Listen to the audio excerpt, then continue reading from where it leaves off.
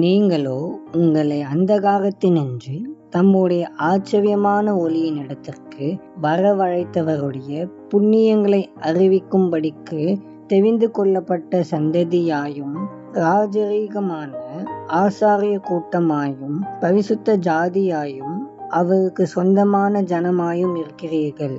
1 பேதுரு 2:9.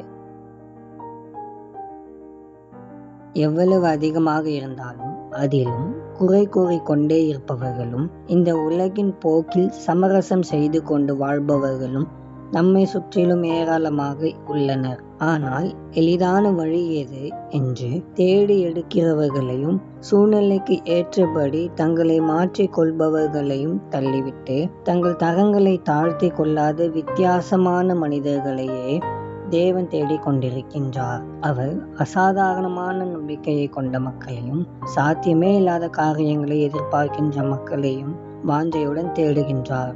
தேவன் நம்மை பெயர் சொல்லி அழைத்ததற்கு ஒரு நோக்கம் உண்டு. சர்வ வல்ல தேவனை ஆராதிப்பவர்களாக அசாத்தியமான காரியங்களை எதிர்பார்ப்போம். தடைகளை தகர்த்தெறிந்து தேசத்தை சுதந்திரிப்போம். அன்பின் பரலோக தகப்பனே, நித்தியானந்தம் உள்ள ஒரே அரசரே, உம்மை வணங்குகின்றோம். இந்த நல்ல நாளுக்காக உமக்கு நன்றி செலுத்துகிறோம்.